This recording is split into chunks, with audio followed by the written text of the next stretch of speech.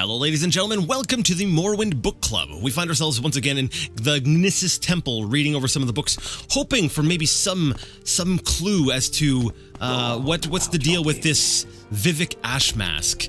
Last time I had read the 21st sermon of the 36 lessons of Vivec, and I figured, let's go ahead and read the 22nd sermon. Let's see what this book has got to say. You have gained knowledge from this book. Your medium armor skill has increased to 6. Yes! A whole point up to 6. All right, let's see what Sermon 22 has got to tell us. That will help us in our understanding of how to use medium armor.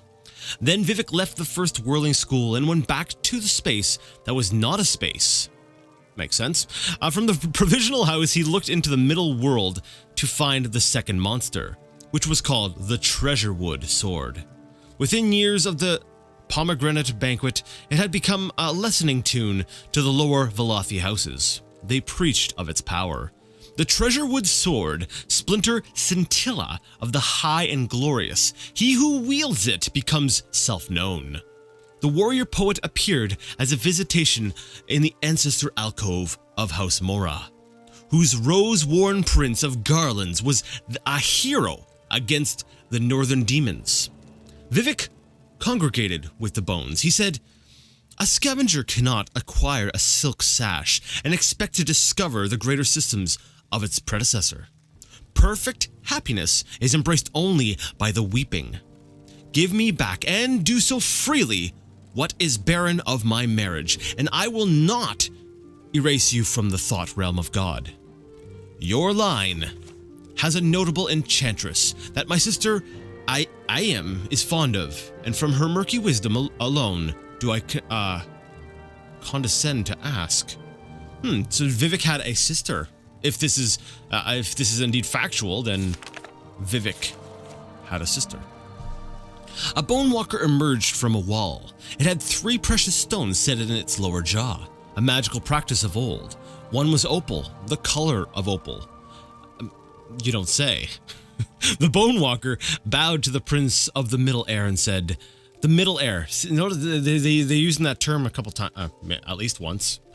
At least once. I think they might have used it again. Anyway, sorry. And said, "The Treasurewood Sword will not leave our house. Bargains were made with the Black Hands, Methala, the Greater Shade." Vivec kissed the first precious stone and said, "Animal picture, rude walker.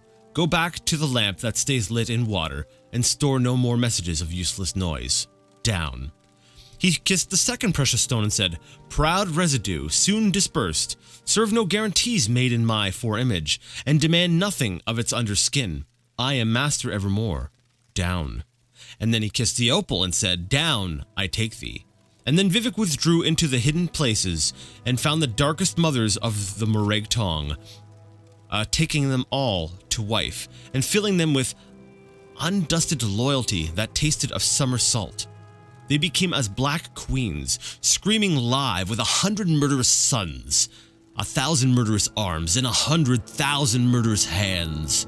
One vast moving event of thrusting kill laughter in alleys, palaces, workshops, cities, and secret halls. Their movements among the holdings of the Rathim, whereas rippled endings, heaving between times with all fates leading to swallowed knives, murder as moaning, God's holy rape erasure of wet death.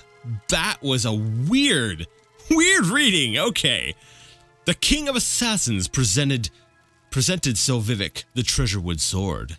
"Milord, the King of Assassins said, the Prince of House Mora is now fond of you as well.